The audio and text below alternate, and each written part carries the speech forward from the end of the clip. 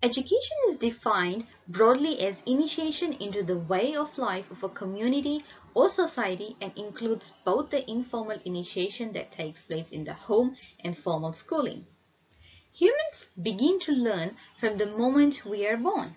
We learn by observing and imitating people around us. Children of the Pacific mainly learn through the environment and interaction in which they grow in. This presentation will discuss the influence of Western culture on our formal education system in the Pacific. Firstly, it will emphasize on traditional learning ways in the Pacific. Then it will provide highlights on the ways the Western belief system has been incorporated into our Pacific formal education system. Lastly, it will consider the impacts of Western culture on the Pacific people. Talking about learning in the pre-contact period, the first thing comes into our mind is that did education exist in the Pacific societies before the arrival of Europeans? Well, the answer is yes.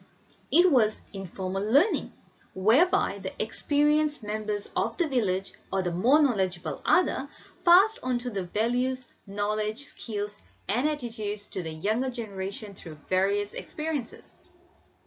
Informal education is spontaneous and is a lifelong learning process which is essential for carrying out our daily activities. The Pacific people learned through social and cultural contexts, and it was merely for daily survival. They used the resources wisely, that is, only used what was adequate to fulfill their needs. The Pacific way of learning can be related to Lev Vygotsky's social culture theory, which explains that learning takes place through social engagement within an individual's cultural context. Learners acquire the basic knowledge and skills through daily activities. For example, in the Pacific society, the traditional houses known as bures are constructed out of grass, bamboos, and vines. These were the natural resources available in the surrounding. The experts in building would demonstrate the procedures to the learners to build the bure. Learners would observe and store the information in their memory accordingly and apply it afterwards. The indigenous cultural way of learning could also be related to Albert Bandura's social learning theory. Bandura proposed that learning is influenced through the interaction of behavior, environment, and humans' cognitive factors. Learning was anticipated through observation and imitation in the pre-contact period. The experienced villagers would model a behavior, whereas the learners would observe and imitate accordingly. Taking for example hunting. The village men and boys would go hunting for food. In order to be a specialized hunter, the experienced village men would demonstrate the skills to hunt while younger boys would absorb and master the skills. They would then participate in the activity accordingly. If learner successfully performs the task, he is praised and village will celebrate by hosting a feast. Whereas if learner fails, he may be punished. This could be reflected on B.F. Skinner's operant conditioning, which is reinforcement and punishment, in order to control and shape a behavior. In addition, traditional learnings underpin situated learning. For example, in order to teach the village members how to fish, the learning will take place out at the sea, whereby the experienced fishermen will perform live demonstration while the learner will master the instruction and store into their memory. Now, we will discuss on the ways in which Western culture has incorporated into Pacific formal education system. The arrival of the missionaries in the early 1800s have introduced schooling. They taught the Pacific Islanders to read and write so that they can recite Bible and also taught them basic arithmetics. They also introduced Fijian language into writing. The boys started to attend schools and the schooling system became broader gradually. Since then, Western culture has brought into a lot of changes into our education system. Fiji's education system reflects on Jean Piaget's cognitive development theory, which claimed that children are active learners and construct their own knowledge through discovery and experiences. However, in our Pacific society, learning takes place through interaction and collaboration. The Western-style schooling had brought in individualism. There is structured learning and set curriculums taught through textbooks in the classrooms, whereby learners grasp the facts and are tested and graded depending on how much they can recall the concepts. Also, Piaget's stages of development defines our classrooms, such as this age. At the age of 6 years, we start with class 1.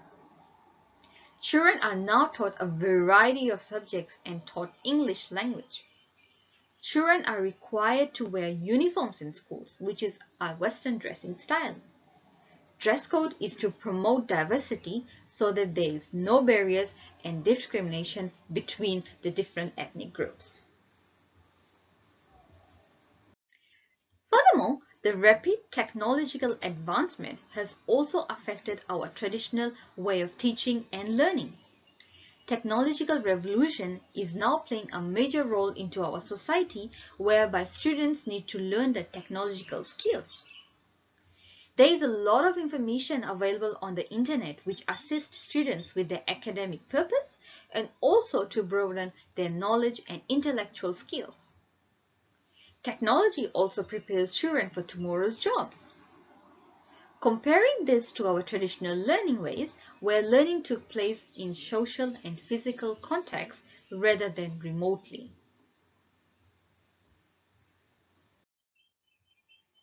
Lastly, we will discuss the impacts of the introduced Western formal education system on traditional way of learning. The success of technological innovations has caused massive destructions to our ecosystem and natural resources. The world is now experiencing change in global weather patterns. The Pacific nations are vulnerable to intense hurricanes, droughts, and higher temperatures. Climate change increases health inequities in the most vulnerable populations. Food inequities increase through droughts and floods by reducing the supply of crops and increasing food price. The traditional education promoted sustainability of natural resources.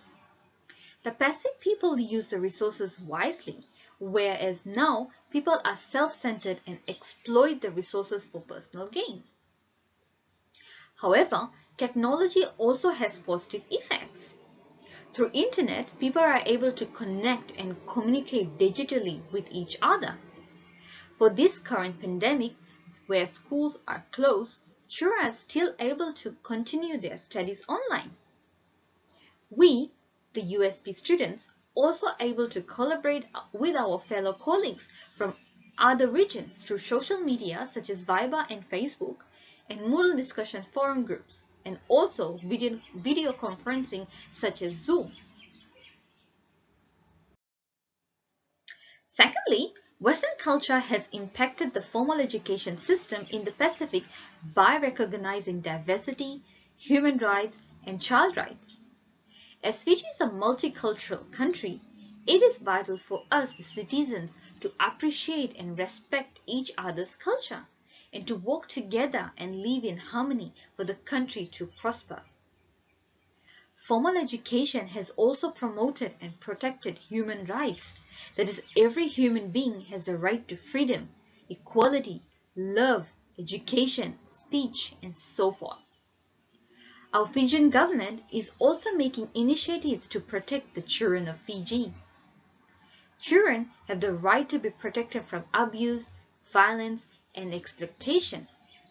Corporal punishment is now being removed from the education system. As per the Convention on the Rights of a Child, CRC, it is a responsibility of the family and community to love and provide care for the children. To sum up this presentation, it has talked about how has the Western beliefs been incorporated into our formal education system. It has both positive and negative impacts on the Pacific people. We have realized the importance of the schooling system, while we also value and honor our culture. it can be concluded that traditional and Western culture needs to be balanced into the schooling system.